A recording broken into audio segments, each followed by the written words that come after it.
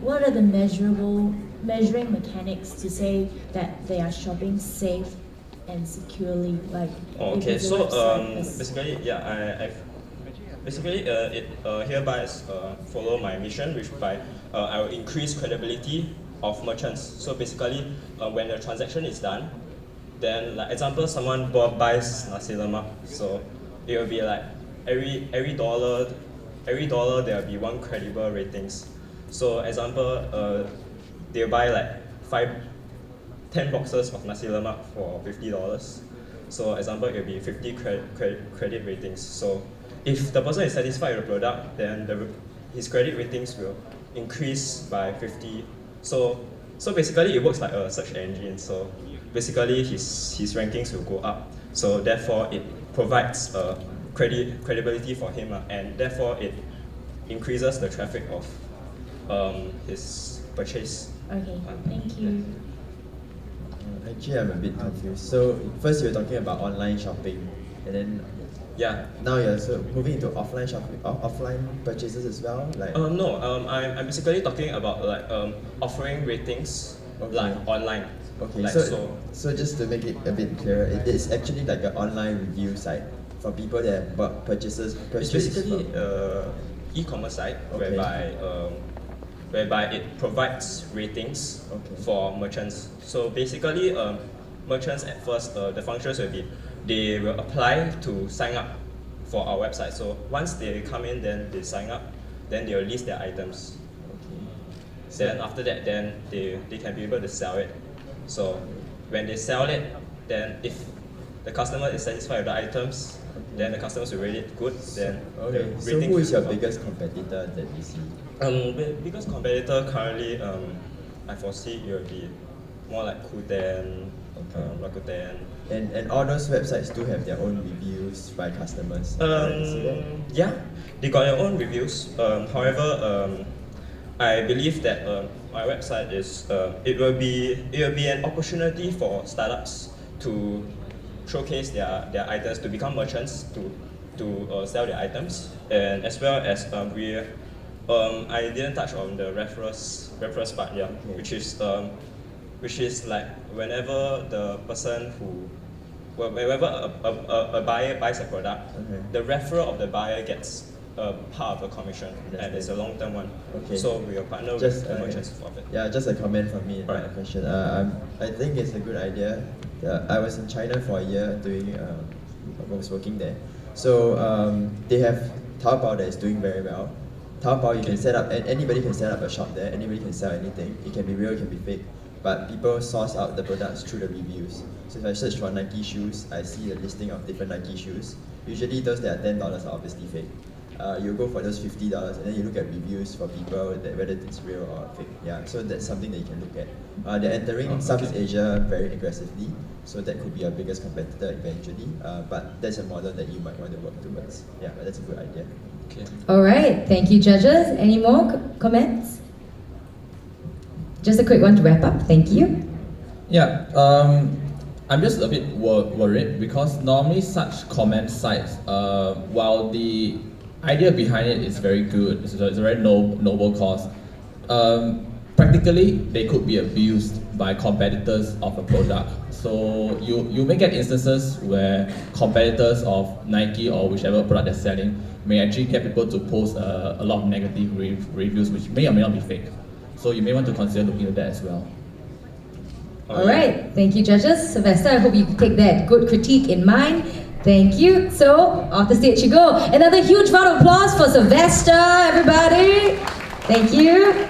All right, next up we've got the final challenger for our Big Idea Challenge, Chat App. Chat App, anyone from Chat App right here? Okay, let's welcome them on stage. Actually, I have a slogan for you. So if you like it, we could be partners. What's app?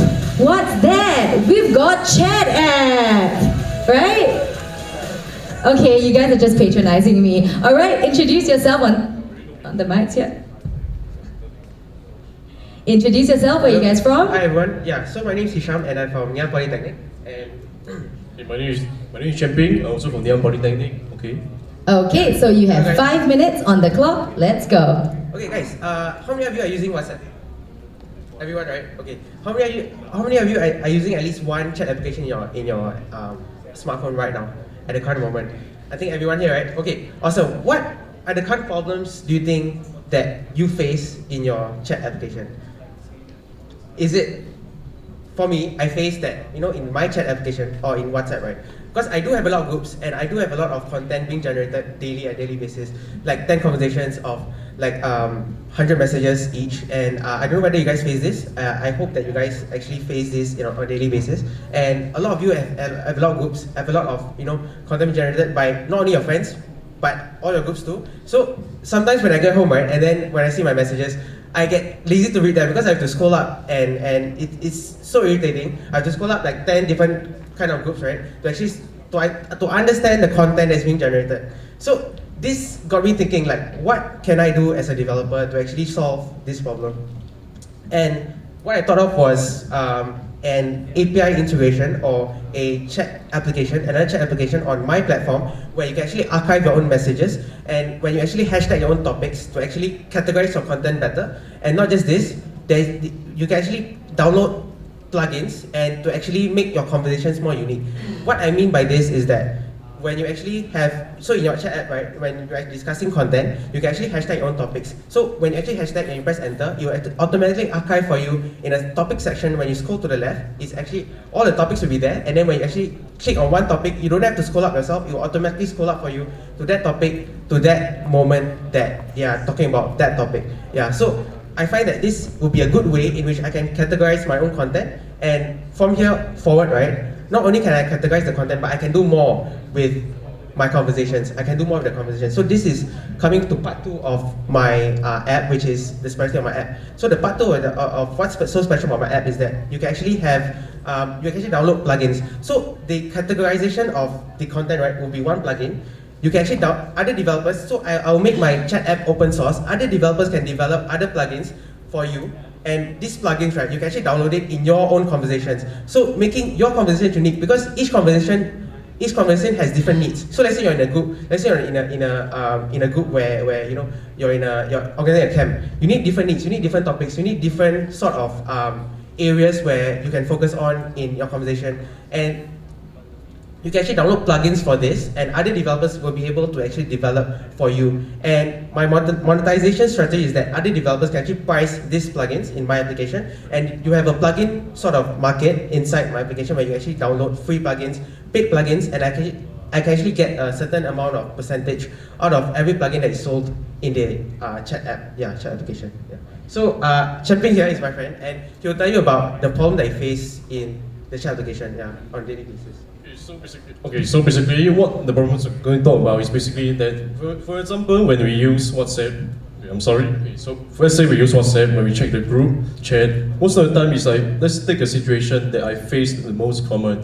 When I go to sleep, after I wake up, when I check the WhatsApp, okay, because I have currently many WhatsApp group that I'm in, so there are many people talking different topics about. So every time when I wake up, I see that there are many messages like 300, 200, 100, even 1,000. So most of the times I have to spend my time to scroll all the way until I understand what they are talking. So which is why it's very troublesome for me to find out what is the topic about. So with this, it will be very good for me because I can check out what are the topics they're talking about. So which is more convenient for me to find out, other than spending all my time, all my day to scroll through. So basically, this is what we are trying to bring to you, convenience. Thank you. And we are trying to make your conversations more unique. Thanks.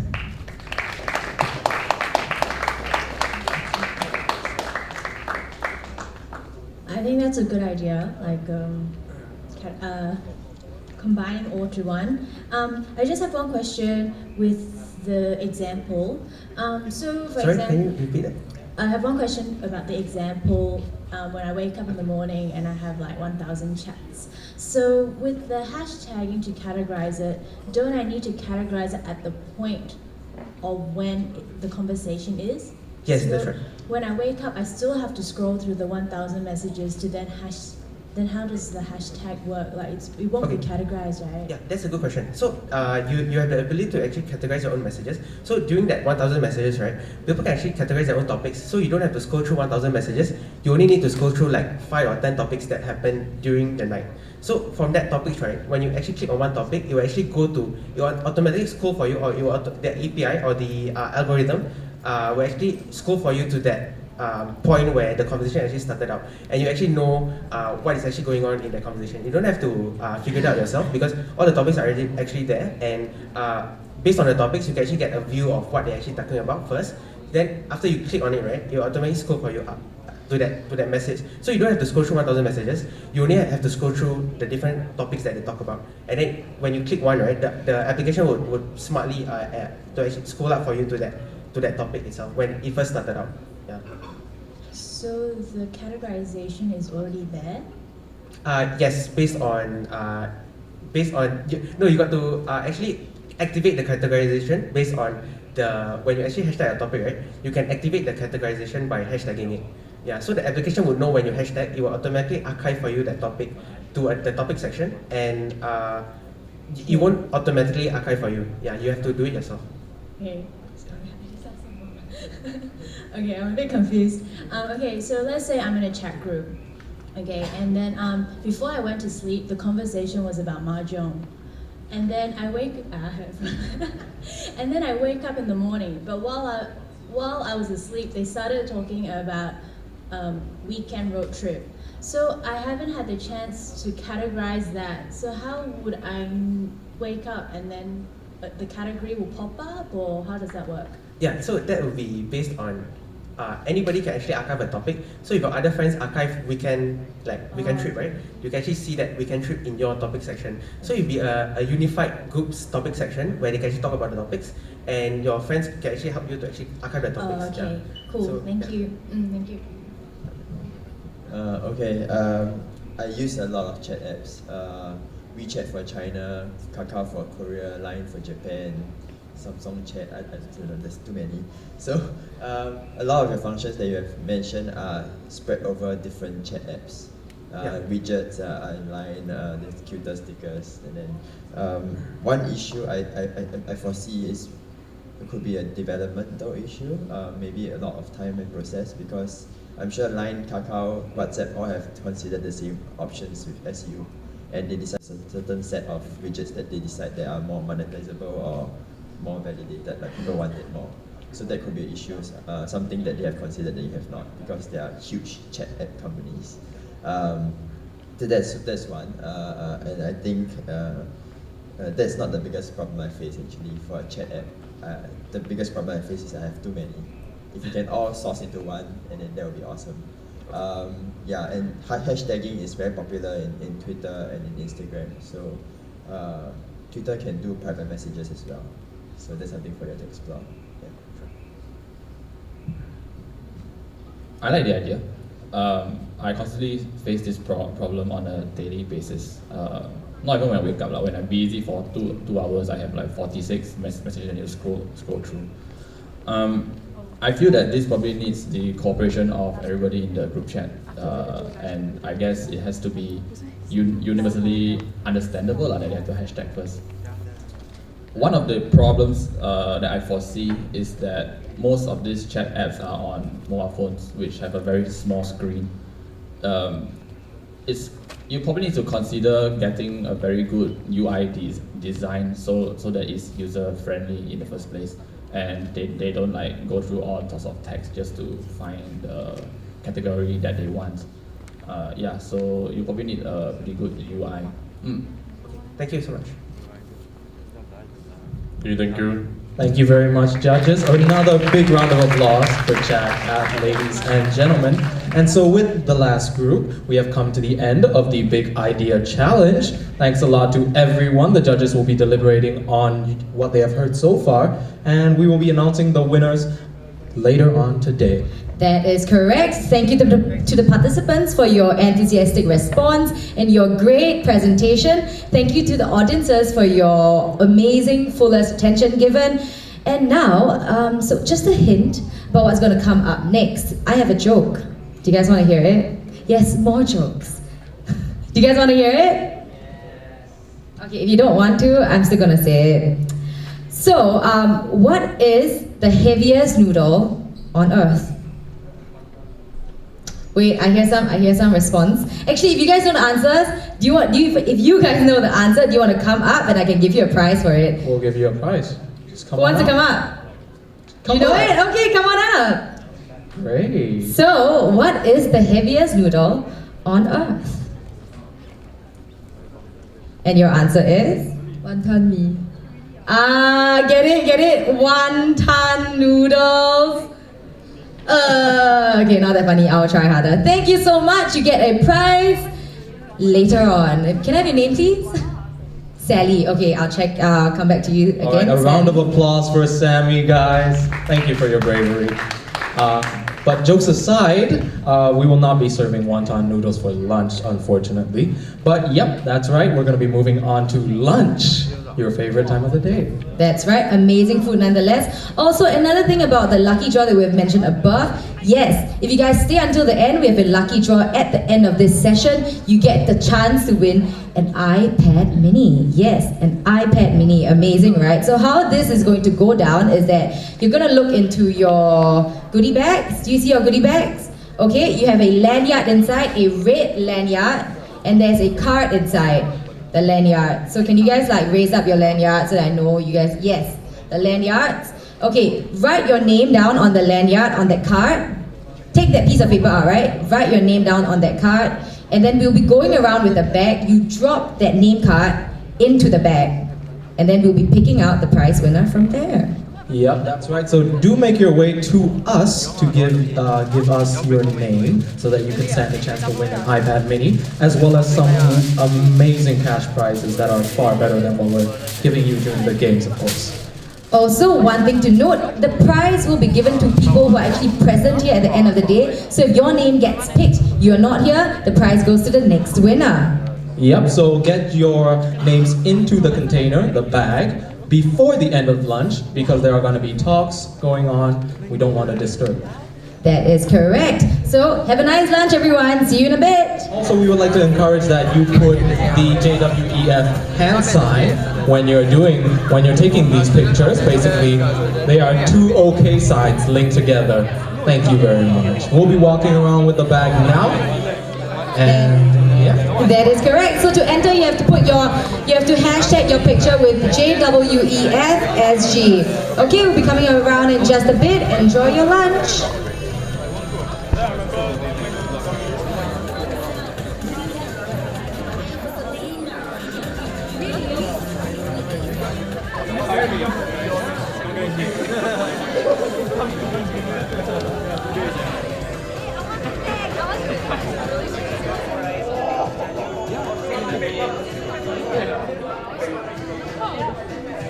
Again, I see that you guys are mingling, making new friends, and do you know what is the best way to bond? In a selfie! Yeah, so you guys snap a picture with your friends, say what a great time you're having at JWEF, hashtag JWEFSG. So it's JWEFSG, and then you stand a chance to win amazing Instagram competition prizes.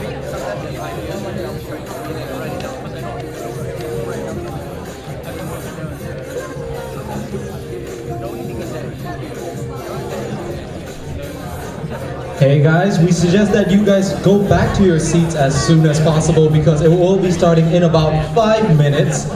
We will still be walking around with the lucky draw bag until lunch is over. So thank you very much. That is right, and right after this we have the panel discussion.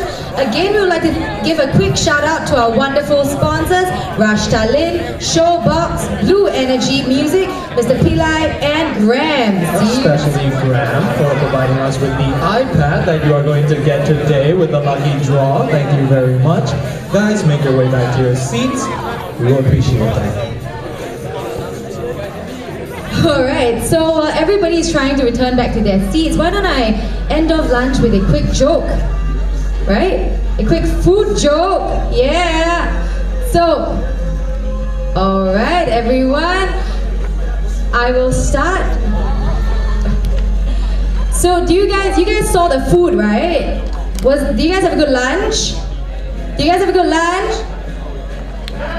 Yes? Amazing. So, do you know why they actually put almonds on the They actually put almonds on the chicken. Do you guys see the dish that say almond chicken? Right? So they put almonds on the chicken because they're, wait for it, nuts. Badums.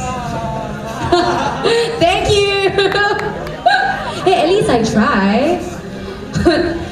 Alright, so ladies and gentlemen, now that you've all had your fill, and I've also had my fill, I'm going to assume that all our energy has returned so that we can proceed to the next part of our day, the social entrepreneurship panel discussion. That is correct. And today for the panel discussion, we have Mr. Peter Yang, Ms. Laura Ellen, and Ms. Carol Heng. Thank you for being with us here today. We would also like to invite our moderator, Mr. Jeremy Tan, on stage so that he can begin this session. A huge round of applause for our panelists.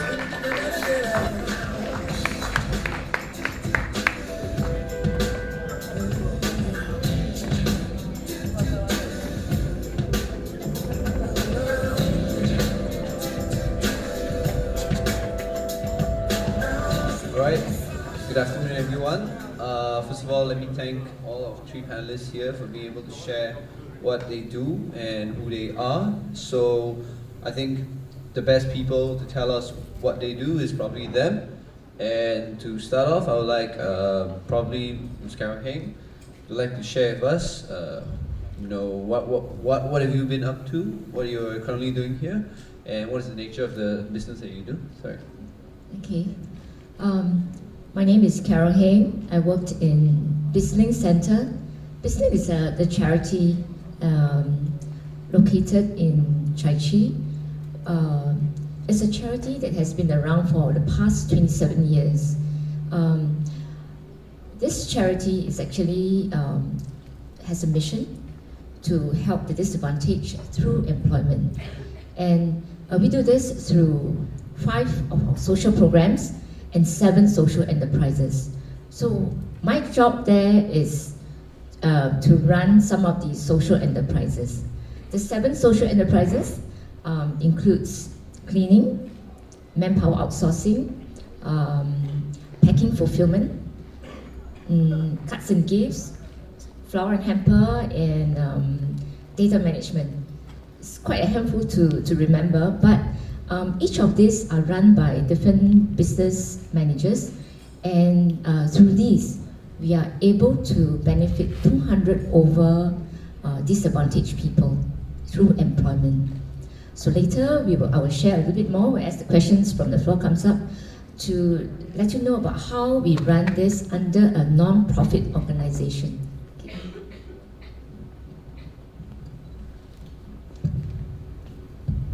That's a really wonderful wealth of experience that we have here. So next up, to introduce himself, is Mr. Peter Yang, and he'll tell us more about what he does and how it's unique in what he does. Thank you, Jeremy. Good afternoon, everybody. I think thank you for still being here on a Sunday afternoon and after lunch. I think that's the most challenging session ever. So hopefully we will be more interactive and answer some of your questions. So a bit of by myself. I'm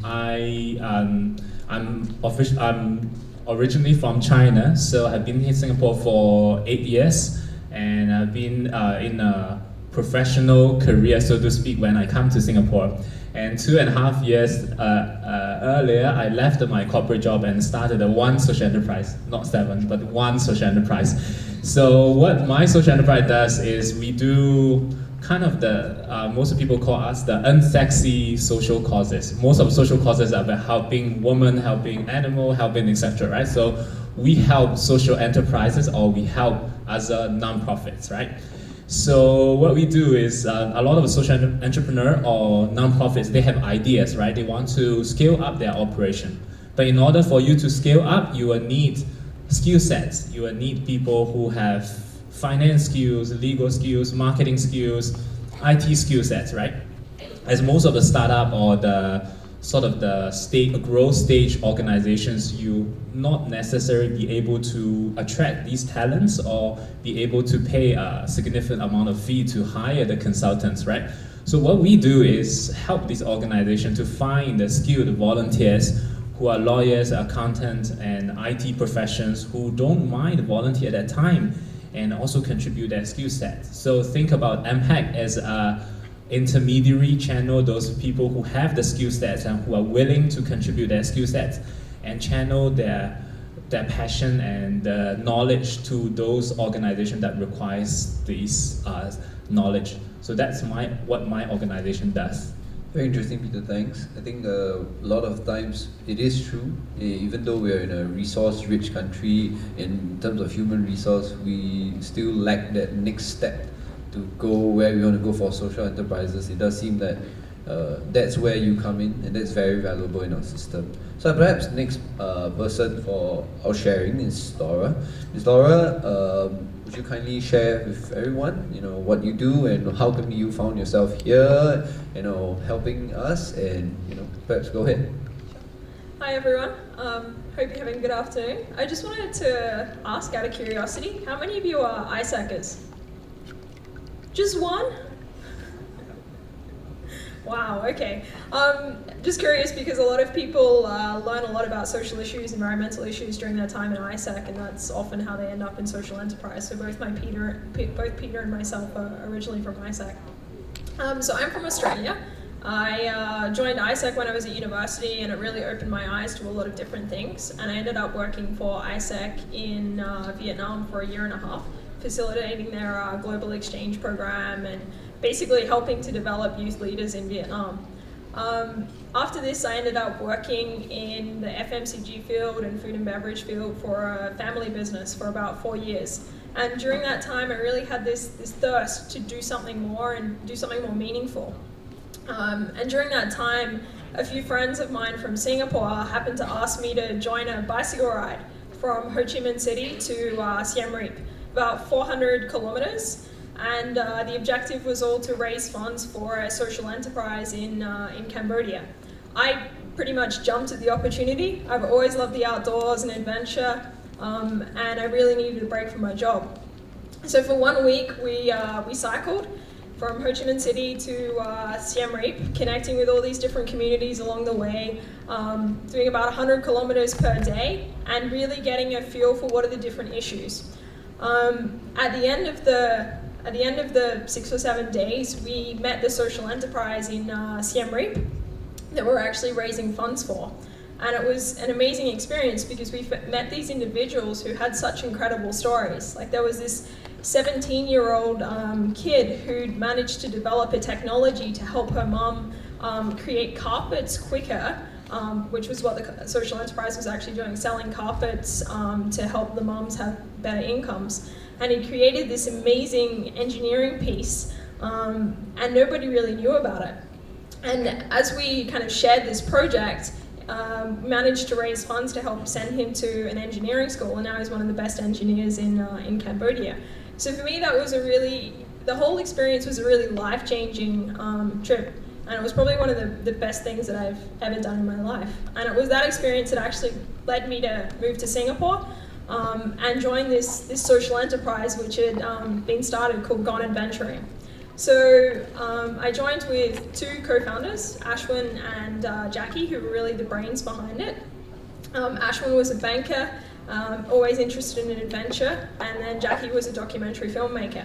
And I came in to bring the business side of things. So essentially what we do is we use adventure as a platform to impact social and environmental issues, and we do this through businesses. So as an example, we recently did a project for Standard Chartered Bank, which is trying to end avoidable blindness throughout the developing world. So we took 15 of their regional employees on a cycling adventure across Cambodia, Thailand, and Laos. It was about 800 kilometers, so imagine bankers, 800 kilometers on a bicycle. It was good fun. And at the end of the trip, we actually raised 150,000 for these projects to end avoidable blindness, and built a lot of internal pride and excitement about the project, as well as awareness amongst external communities. So where we really sit is we bridge companies, communities, and consumers. So we sit in a very, very interesting space where we're able to connect all of these different things together and have an impact on different issues. All right, thanks, Laura. I think the first question I would like to have for all three of you, all take your turns to answer, would be what are the most notable progress and most notable